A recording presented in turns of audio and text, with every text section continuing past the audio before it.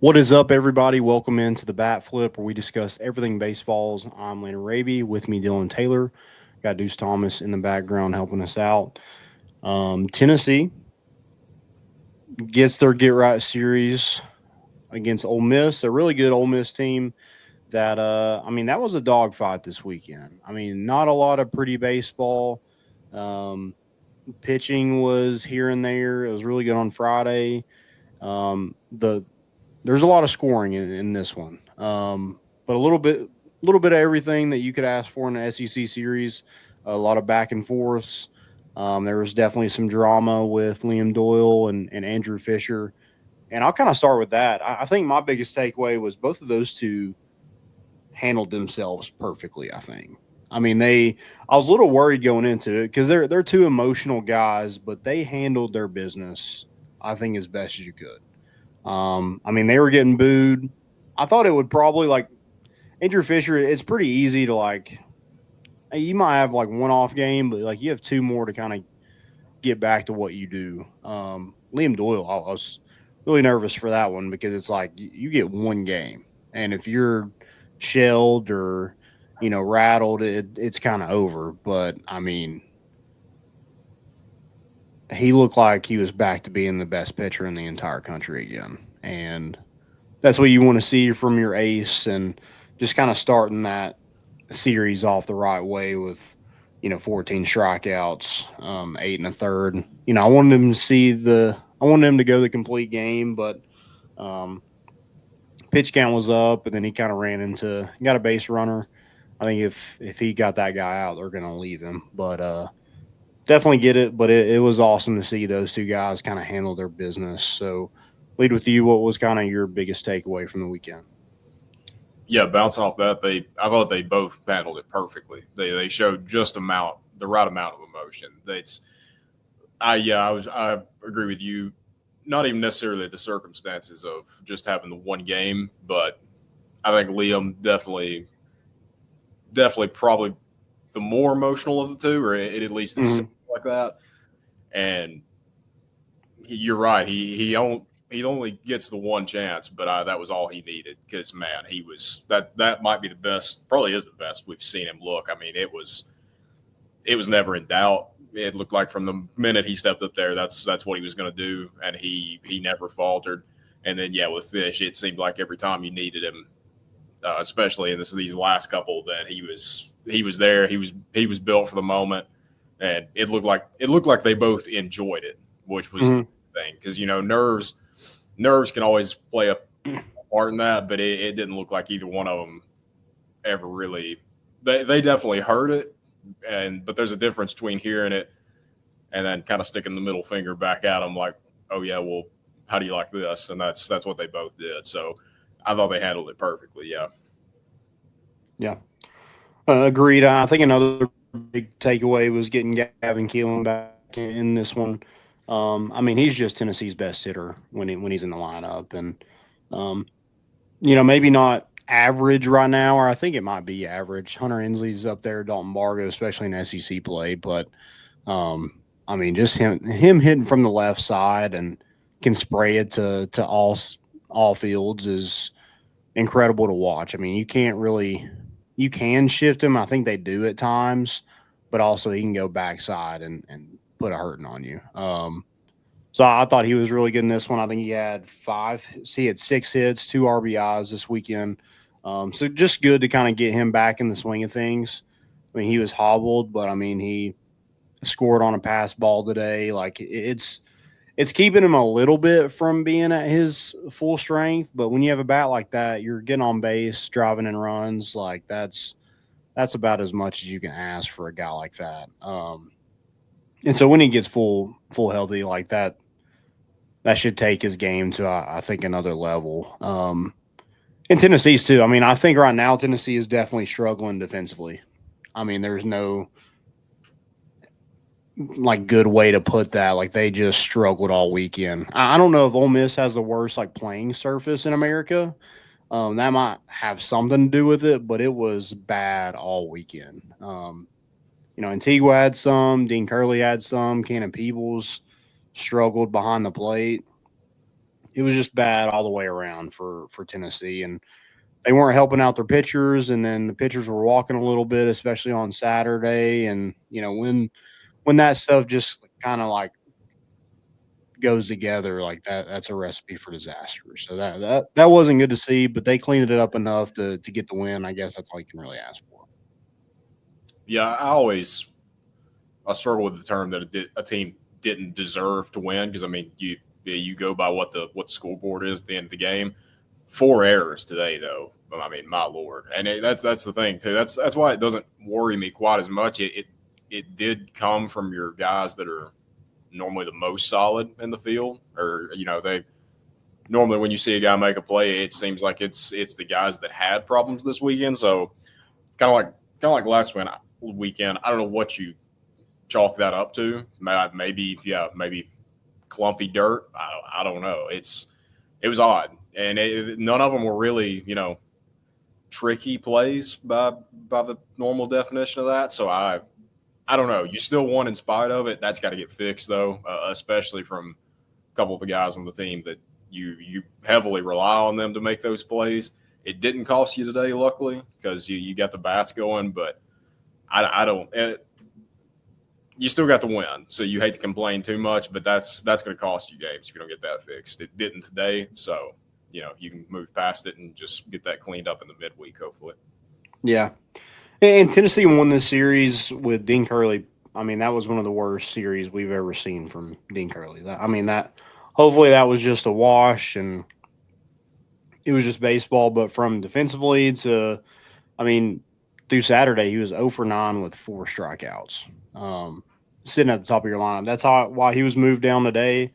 I don't know if you'll keep him there or what you kind of do, but no, I mean, he was able to get a hit today, drove in a run, so that was good to see that. But I mean, you don't want your leadoff guy 1 for 12 with 5 strikeouts. That's just not helping. That's not winning baseball. And the fact that you were able to kind of overcome that, like, says a lot about how talented this team is, top to bottom. But you definitely want Dean Curley to be one of your solid guys, and he just was everything but that this weekend. Yeah, there's no way to sugarcoat it. I mean, he cost you more than he produced this weekend. Good thing is that's the first time you can say that about Dean Curley since he's been here, and maybe the first time in his entire athletic career too. So, Yeah. and even like, not much more to say on that. That your point's 100% right though. That you still won on the road against the number 6 team in the country that just won a natty 3 years ago. Will be 3 years ago this year. I mean, that's if you're able to get away with that, that shows the depth and the talent you got. I mean, he'll get it figured out. I don't think anybody's worried about Dean Curley, but he was a net negative this weekend. It was rough to watch, especially he's a fan favorite too. So it's always tough to see guys go through that, but he's going to be fine. So right now with Keelan not at second, no, not playing the field. I mean, you had Jay Abernathy start at second base today. I thought that was a little odd. You hadn't seen that all year long. Then Marin came in. I mean, second base hasn't been your issue. It's been shortstop and third that was kind of hurting you. So, like, what do you do there? Do you just kind of like hopefully those guys figure it out, or I mean, because right now, like, out of the 3 of those guys, Abernathy is, I think he'll be in the lineup somehow, some way, whether that's at second, left, DH, whatever. I mean, do you go right now? Marin's hitting better than Curley and Antigua, or he did this weekend. So, do you find a place for Marin, or is it just let those guys kind of figure it out because they usually are producing at a high level? I let them figure it out. Yeah, when Gavin's back, I mean that's gonna fix at least part of the problem there. Like you said, second base hasn't really been the issue. I feel like the more older guys you get in the infield, though, it tends to help settle things down. Yeah. I think that could be part of it that a lot of people aren't looking at. I let it go though, because I mean, an easy answer would be, well, if Marin can play third, he can play second. I mean, second is typically considered probably the easiest position in the infield. So, Mm-hmm.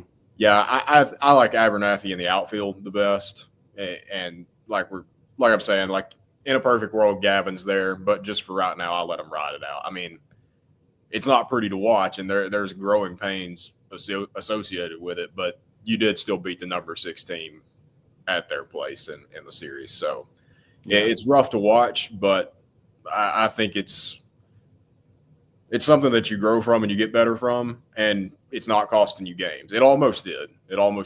But as long as you're still winning, I would let them figure it out personally.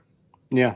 And I mean, Cannon's been so good defensively, but the bat hasn't been there. And this weekend, it seemed like the total opposite. The bat was there. He was really good on Sunday, but just, I don't know what it was. Pass balls, and then, giving up steals isn't a huge issue. It's never been at Tennessee. They've never been super worried about it. Get 3 outs, and that runner doesn't score anyway. But it seems like we're just killing ourselves where we try to make this crazy throw to second base because our guy's slow to the plate, so we're rushing everything, and then we throw it in the outfield and give them another base. Like it just – I think Tennessee needs to do a better job of not letting mistakes stack on top of one another. Like if they give up a stolen base, who cares? Move on.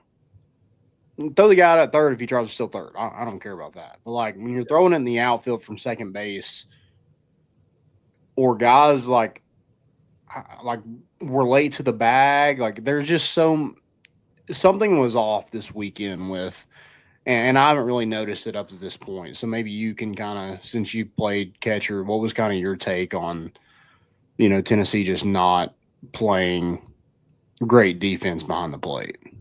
That's the first time I've noticed it this year. There's definitely been times the past couple of years where I've had the same theory on it.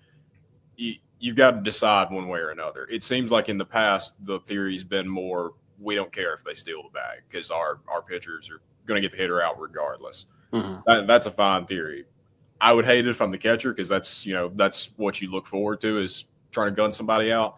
But they've got to make a call one way or the other, and maybe they've got a philosophy on it, and maybe Cannon just got the adrenaline pumping a little too much. It seems like in the past their theory, if I'm remembering right, over the past at least couple years has been let them have the bag, we'll get them out at the plate. That's fine if you can do that, and historically we do.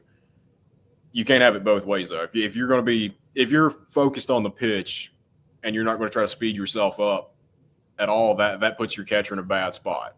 If you're getting guys out, that's fine, though. But if you're slow to the plate and your catchers are still trying to decide, I want to gun him out, that can only hurt you because you're not going to get many guys like that. It's going to take perfect throws. And when you try to be perfect, you wind up doing what we've done here lately and, chuck it in the outfield and give them another bag. So they've from a team philosophy from all the pitchers and the catchers, I think they got to decide one way or the other.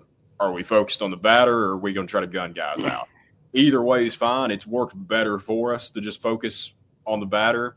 I hate saying it. I think that is the better option just because, I know they want to try to gun somebody out too. Don't blame them, especially from an MLB level nowadays too. It seems like they try to take the significance of the catcher out of the game as much as possible now with some of the rule changes they've made at that level. So I hate to see it, but you can't really fight it. If I'm them, I'm making the call of, focus on your pitches, hit your spots. We'll get guys out that way. And, if it's a 300-pounder trying to steal a bag, then, you send him back to the dugout because what is he doing? But, yeah. Yeah, it was definitely interesting to kind of watch that because, like you said, we haven't seen it a ton this year. But, yeah, hopefully that's just fixed and a one-off. Maybe we're just chalking up. It's a different series every single week. Like, yeah, against Texas A&M, I don't know what that team was on Saturday, but it was completely different from the team that was Friday. And then Friday, Tennessee won that game because of Liam Doyle. Yeah, they got no hit through 5 innings. Tennessee got to their bullpen. Hunter Elliott's a really good pitcher. He got to their bullpen, and that Morris guy just shoved. He threw 5 no run innings, 8 strikeouts. Like that wasn't like Tennessee to strike out a whole lot. So maybe that guy's just really good. I don't know, but you would think like Tennessee usually smells a little blood in the water once they get to the bullpen, and um, man, that was not the case on Friday night. So you won that one because of Liam Doyle, and then Saturday it was kind of going back and forth a little bit. Like you had some runs, they just kind of got more, and a lot of that was our pitching wasn't phenomenal. Gave up some long balls, gave up some walks, but the situational hitting was atrocious. Yeah. You get a guy on second base with no outs, like that guy needs to score. Or I mean, that next batter needs to move him over. I'm seeing enough of that with the Braves this year, so I can't handle it on both levels. One's got to turn. I can't take it at both levels. Yeah. Well, I mean, that's the thing. Like, I understand Tennessee has guys that can knock it out of the ballpark, and you want to let those guys swing away. But at the same time, it's like, dude, we're in a tight ball game. You're trying to win a series. Like, let's move that runner over with a sack bunt, and then let the next two guys hit away. Yeah.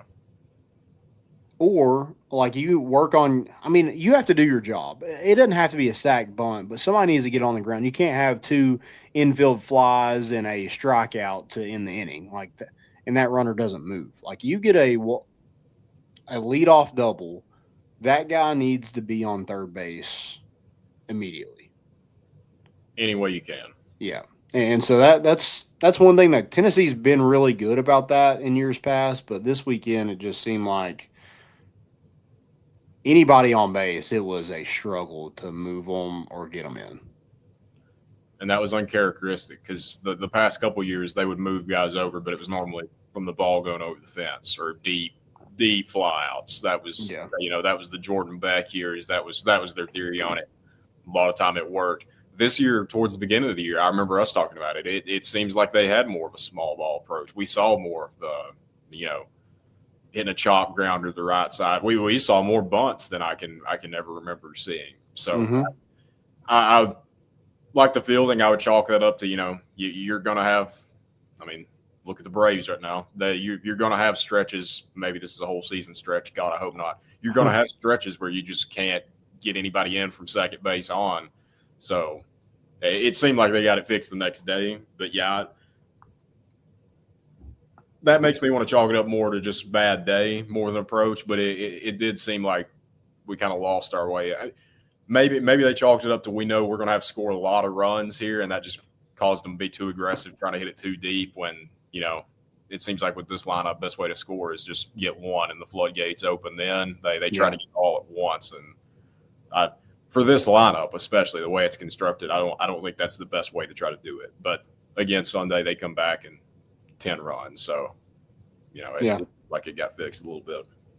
And with, the top of your lineup, Dean Curley struggling a little bit. You got to see some other guys get some run in this game. Levi Clark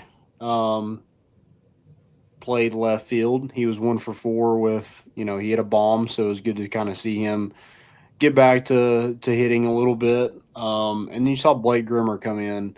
And, man, I was hoping something good was going to happen when Blake Grimmer came in. One thing you can do is when you get an opportunity with the bases loaded, put the ball in play. You got to put the ball in play. I don't care if it's right back up to the pitcher. Put the ball in play. You can't strike out with bases loaded. That's not a way that you're going to get many more at-bats with the amount of talent and depth Tennessee has right now. I'd rather see a double play than a strikeout. Because at least make the – I mean, you saw Tennessee's defense today. Make them make a play. Like, you never know.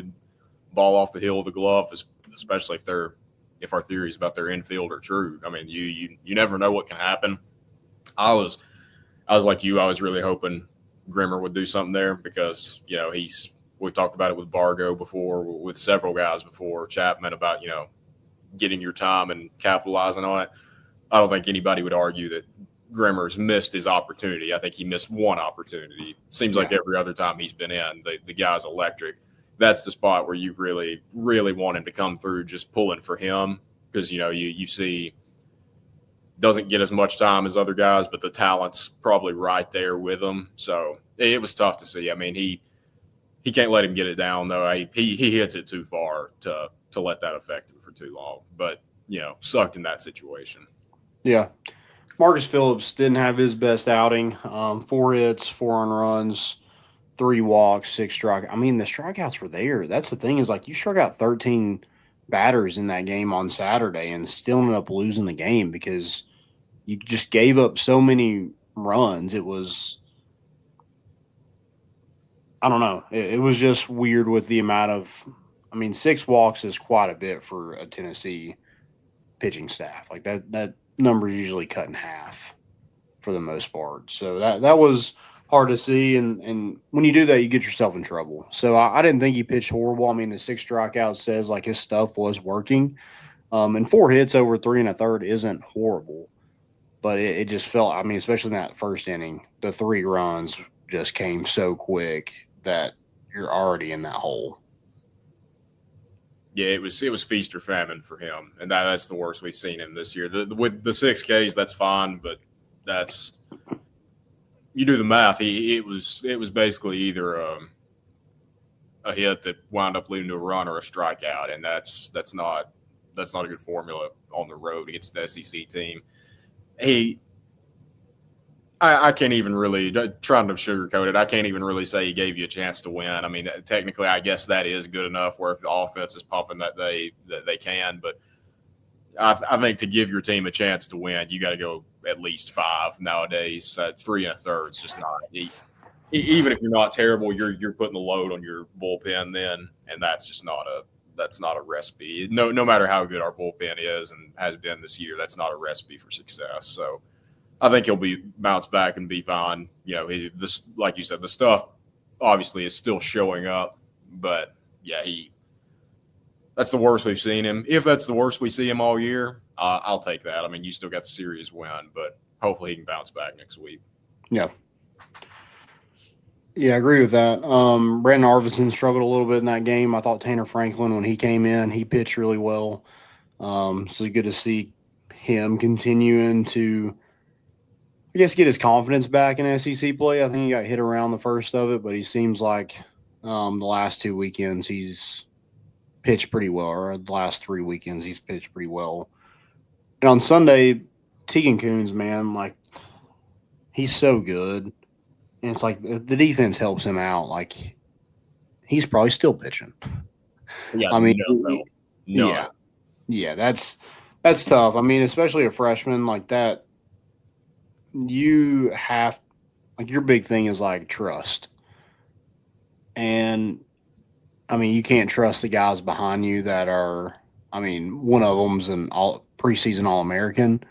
The other one is considered one of the best gloves in college baseball. And they just, we can't communicate on a pop fly to, right next to the dugout. It lands, in between 4 guys. Like that stuff like can't happen. So yeah, poor Tegan Coons, because he deserved more of that from his defense. They let him down today. The more I watch him, the more I like him too. He's got that cockiness to him that it seems like the great ones here have had, and that just makes it even worse too, because it looked like he had every chance to deal for forever today, like you said. I don't think that he matches what Liam Doyle did the other day, because that's, you only get a few of those a season, it seems like. Yeah. But I can't recall a time, not even just Tennessee, in baseball here recently, where I've seen a guy just openly get sabotaged, not intentionally by his team, but that at a certain point you're like, good Lord, like did he text somebody's girlfriend before the game? Like what did he do to deserve this? Especially like, yeah, if it's, Abernathy at second, hasn't got much run. Like if it's something like that over there, but like you said, it's the guy who has made his name at Tennessee from his glove. Now he's picking up with the bat. I don't want to discredit that, but you don't hear Ariel Antigua and think, oh, I bet he did something at the plate today. That's just the bottom line. And then Curley's your All-American. So yeah, I would. It's almost funny. It's funny because you got the win. It probably wasn't funny to Tegan Coons for a couple hours after the game. I'd say I'm sure they're good now, but at a certain point you start to wonder, like, good Lord, who did he piss off before the game? I mean, looking back, it's like it was this could have been a 7-inning game. Yeah, it was bad. But yeah, Tennessee just could not get out of their own way. It seemed like Braden Krenzel came in. He looked really good. 5 strikeouts, 4 hits, 2 2/3, 2 earned runs. Those two I feel like they needed to get back out there and just throw again after what happened in that A&M series at home. They just need to get back out there. I thought Dylan Moy, gave up some runs in there. He came in and I don't know, Ole Miss was just trying to grab all that momentum right back after Tennessee took the lead, and they did. And then our good friend Reese Chapman, who he's batting 6 for Tennessee. He's probably a 3-hole hitter anywhere else in the country, or a lot of teams in the country. And man, it was just those two guys that returners from last year. It was Reese Chapman. In the 9th inning, hitting that 2-run bomb, put Tennessee up, and then a little insurance run. Hunter Ensley smacks one to the left side and drives in a run. That was typical of those two guys to just make that happen. Just like, hey, guys, like, we got it. All is well. It wasn't our best game, but, hey, we're good enough to win these series, and we're going to make sure that happens. So, really like what I got from – or what we got from Reese Chapman. I mean, that guy is just Mr. Consistency, and Hunter Ensley's the GOAT, obviously.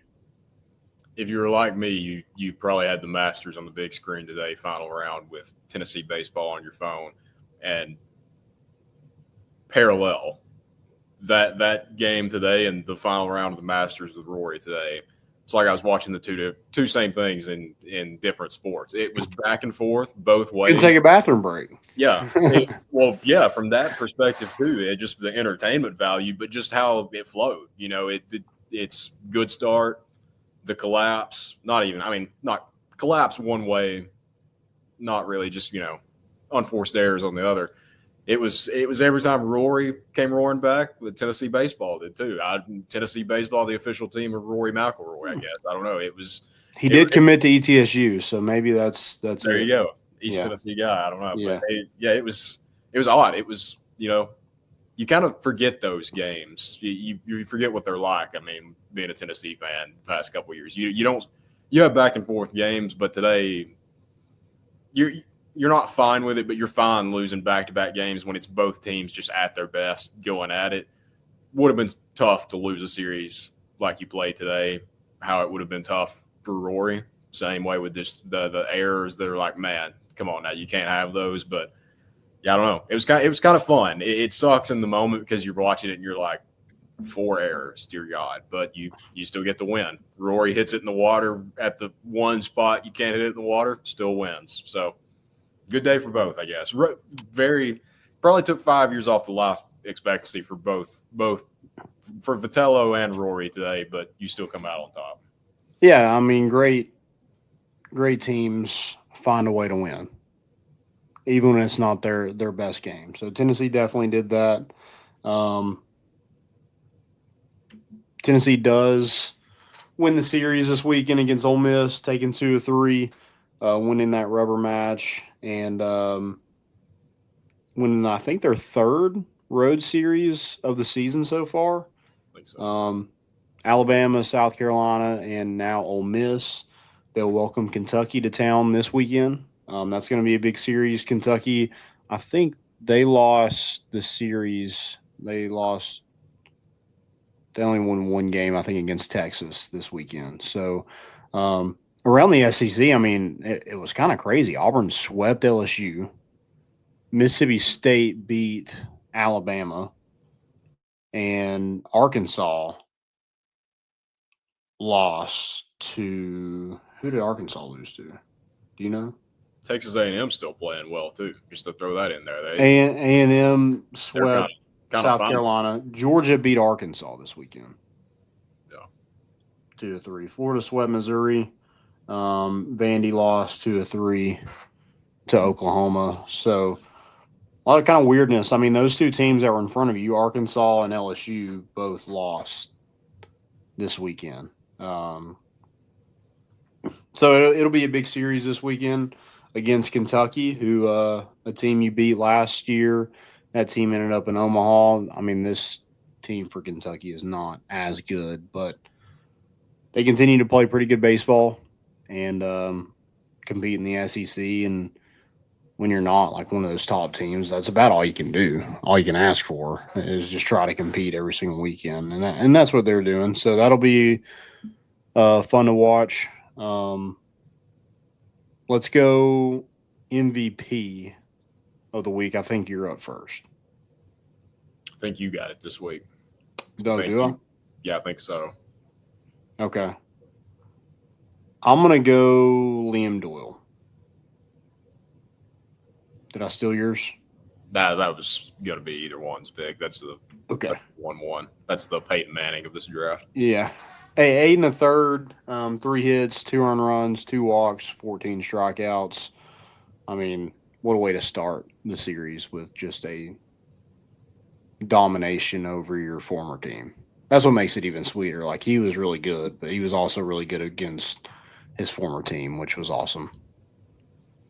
I'll go Fisher. Just I kind of want to double it up. Yeah, you could either one's right. And Reese Chapman just with that moment, and just always being the guy that's kind of becoming one of those guys that you can just always count on. It seems like, and he just lulls the other staff to sleep right there at the 6, 7, wherever they put him at. You think you get a little bit of a break there, and he will kill you. But I'll go Fisher just because I was most impressed with the way both those guys handled it this weekend. So I got to go Fisher. I think the top 6 players. Hold on 1 second. Let me. 7 players drove in a run today. So 7 players out of your lineup drove in a run. So it was pretty even. Like, there wasn't just one guy who went nuclear for the weekend. Everybody kind of did a little bit here and there to make their own. Gavin Killen had a good weekend. We mentioned Reese Chapman. Cannon Peoples had a good weekend with the bat. Dalton Bargo seems to continue to swing it well. I mean, this team has a lot of pop. I think if they can clean up the defense, clean up, some of that situational hitting with guys on base, trying to get them in, I think Tennessee is a threat. Now, are they the favorite to win it? I don't know if I'd say that, but I mean, after what happened this weekend in the SEC, I don't know you can say anybody is head and shoulders better than anybody. It's kind of anyone's game right there at the top of the SEC, and kind of looking forward to seeing how all that plays out, because there's a lot of talent. Yeah, and I sticking with the 2 Ole Miss guys, and just kind of the state of everything that happened on campus this weekend. We'll just put it that way. Wasn't Ole Miss's best player from Kentucky last year? That right? So I understand the chance towards Fisher and Doyle this weekend, but at the same time, it's like, I mean, their whole team's a bunch of transfers. Yeah, they don't return hardly anybody. So yeah, and just sticking with that SEC note, just going back to what I said a minute ago, like, watch out for Texas A&M. I'm just saying that's a talented team. We woke them up, didn't we? Yeah, they had a rough start to the year, and I think everybody put them dead in the water. They're still only 6-9 in the SEC, so I mean, they still got a little bit of work to do, but that's a team where if they just keep trending in the right direction, there may be another series this year that's going to have some real consequences involving them. So that's my kind of a wacky weekend. I don't know any of the other ones. Like you said, it's proof anybody can beat anybody in this league, but I don't know how much stock I put into some of those other ones. I put stock in Texas A&M right now, though, because you can if you're a betting man, I'd say you could probably get some decent. I'm not taking them to win the whole thing or anything, but just, I mean, a regional at this point was far gone just a month ago at this time, and now they're kind of hitting their stride. So if you're looking for a decent value pick there, I wouldn't hate that at all Plus 4,000. for the World Series. A&M. Yeah, I wouldn't go that far, but we'll see when some regional odds come out. Maybe they're a team that, I mean, it's hard to predict just knowing what their final record's going to be. They're a team though. If they wind up being like a 3 in a regional, that's going to be one of those teams where it's going to. A lot of the national guys are going to look like, yeah, they had an underwhelming season, but the way I see them keep trending, especially after what they did to us, we wondered, was it going to be a fluke? It looks like they're kind of trending that way. That's going to be a team to watch if they can keep trending that way and find themselves in a regional maybe they weren't supposed to be in. They cause some noise. Yeah, 100%. I mean, that's team like it found like, hey, we need to be desperate. Like we need to win every game we can. And same with Florida this weekend. Yeah, they played Missouri, who was definitely the worst team in the conference. Them and probably South Carolina. But, I mean, you had to go sweep Missouri because you don't know when you're going to get any more. Like, there's no more for sure wins on your schedule. So you need to win all you can to at least try to make a postseason. At this point, I think that's probably out of the cards, but they go start sweeping people. You know, that's another team that I feel like is not as bad as their record is. Yeah. Now they're not A&M, I don't think, but they aren't bottom tier of the SEC. I don't think so either. It's tough to figure out who that is, honestly, right now. I mean, it's. I think we still got probably another couple weeks till we can make a claim on that. I looked at because the main thing with Texas A&M has been their offense here lately. Again, we know that well. Mm-hmm. 40-12, what they outscored South Carolina. It was a 17-0 game mixing there. I mean, they are maybe chalk it up just getting hot at the right time, but just looking around the league, that's pretty impressive. I want to say I'm glad we got it out of the way. I'm not, because we didn't get it out of the way. They pushed us out of the way in our own building. But yeah, we play a little bit more defense. I think Tennessee can be that same way too, but man, we got to clean some stuff up. And that's a hard thing about the defense to understand is like Tennessee's, since Tony's been here, that defense has been solid. Like they've always had some solid defenders that, hey, we're not going to lose this way. Like we might not out hit everybody or out pitch people, but like we're going to play really good defense behind you. So throw strikes. So I just hope like it doesn't affect pitching wise, that you're kind of worried about your defense making plays behind you, that you're not filling up the zone, because that's the way Tennessee has been ran since Vitale got here, and that would be, I think, detrimental to this team if they let it affect them too much. And it's just mental. Like none of these plays are plays that they haven't made 1,000 times, but it's keeping it from snowballing in their head. So, make a nice play. Normally, it just takes one or two, and you can put that behind you, but you need to do it quick. Sure. All right. Anything else before we get out of here?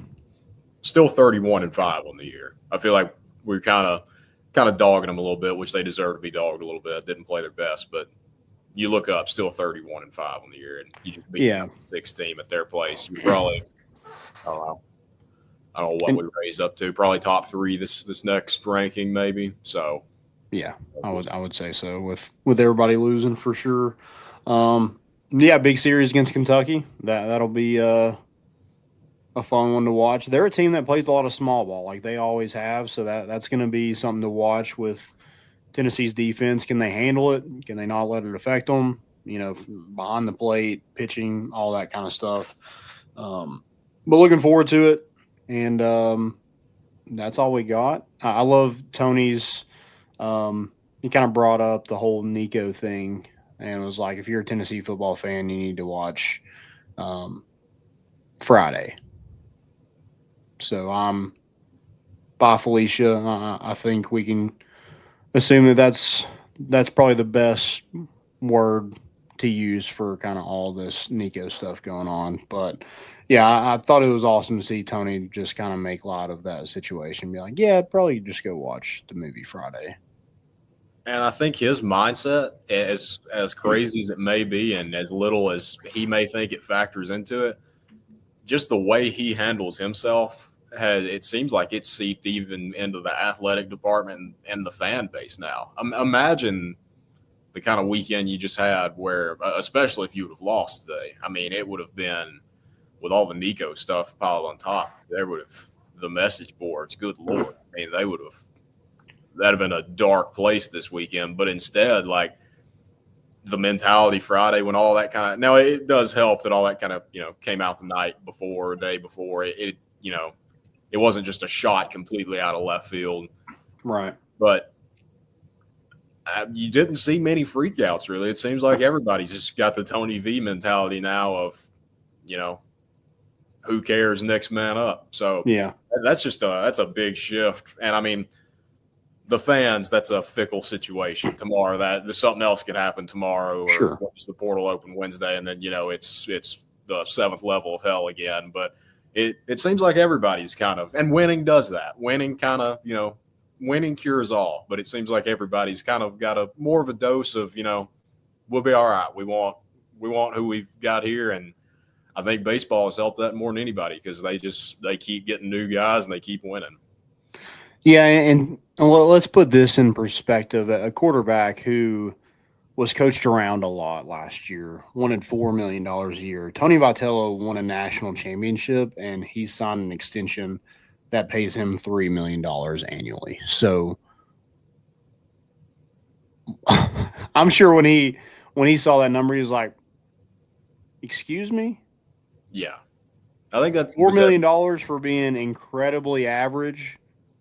Yeah, is crazy. And I get football's king, but still, that's insane for a coach that just won a national championship. Probably the highest paid coach right now in the sport, other than maybe Jay Johnson, is making $1 million less potentially than a starting quarterback in college football. I can't think of two completely opposite ends of bang for your buck. I mean, you've got the best coach in college baseball, one of the best coach in any sport in college athletics right now. You go off college athletics, he's still a top 5 coach in any sport. So sure. That just shows the value there. And other end of the spectrum, I don't think anybody would call Nico a bust by any means, but definitely didn't. And I get it. I get the culture of, being a 20-year-old kid and wanting as much money as you can. Who wouldn't do that? But at the same time, there's different ways to go about things. And I get wanting a little bit more money. Probably didn't deserve it, but get it while you can. But I think that's part of it too. I think a lot of people are tired. I think I saw your tweet of wanting the talent fee back. There's a lot of people around Tennessee that will pay. And even if they don't get instant results, if they can just see, the way it's going, the way we knew Tony Vitello was going to be what he was here, everybody's fine paying into that. But at a certain point, the cow runs out of milk, and even if there is more milk in there, it's like there's no more for you in there. And I think in 2023, you had a certain player on baseball that was rumored to have this lucrative NIL deal, and it caused issues. It caused a rift. I'm sure. And so I think Tony probably learned from that a little bit, and he's like, hey, we ain't doing that anymore. I mean, guys are going to get their money and everything like that, but we're here to win. Like, I'm not trying to ruin a locker room or anything like that because of NIL. Like, we're the number one. I mean, we're the top program in the country right now. There's no one player isn't going to make or break us. And I think that's kind of how you have to look at it for every sport, is like there's no player bigger than your program. Shout out, I think it was Blake Burke's mom, too. I think she tweeted, and I mean, I get it, revenue that sports bring in, but baseball players for a long time, there was very few guaranteed full scholarships. So just getting that's a bonus. But money on top. That just shows the perspective of two sports. A national championship team, they just want money to be able to go eat with their teammates and not have to worry about it. And then in football, a little over 2 million is not enough to go eat with your teammates. But I guess you can go eat on the West Coast now, so it's probably well, and that's also the thing is like college can be the end of. Like college football could be like the top of somebody's career. College baseball, like that, I don't think that's ever going to be the top of most really good college baseball players are looking to get that MLB contract. They're not really, yeah, they're coming here, they'll make some money, but like they usually go on and get a signing bonus of some sort that would, I mean, be a lot more than whatever they'd make in college. But in college football, that's not always the case. You can have a really good college quarterback that's not an NFL type body. He's not going to be drafted high enough to get like a crazy signing bonus or contract or anything like that. So you kind of have to make the most money you can, and that might be Nico. I don't know. I did think it was funny that Tony kind of was asked about that and brought it up, and he's had the rants of NIL and stuff like that. Obviously, it's a big thing in the sport, but it shouldn't make or break your program. And I think that's what Tony Vitello has made it a priority. He's like, well, I mean, guys are gonna make their money based on like how well they're gonna play, not how much we're just gonna give them to come here and play. I love the grin when he says something like that too. When he knows what he's about to say, he knows it. He knows the fan base is going to eat it up. It's the same way Kitzel the other day. Yeah, I mean, it's no secret one of those guys in the locker room that, hearing rumors of this guy was basically like good riddance. Seems like probably fair to say Kinselman was one of those. Shout out my buddy Trey asking the question that prompted that response. But it's funny seeing both of them just kind of grin a little bit like, I do have to bite my tongue, but you're going to know how I feel after I answer this. So I love that. I love the little grin right there. It's like, what I want to say, and I'm going to say everything but it. But yeah, he knows when he does that the fans are going to eat it up even more, and he's mastered that. So I love him even more. Yep. All right, guys. Well, thank y'all so much for listening. We'll be back next week talking about that Tennessee-Kentucky series. Go Vols. We're out.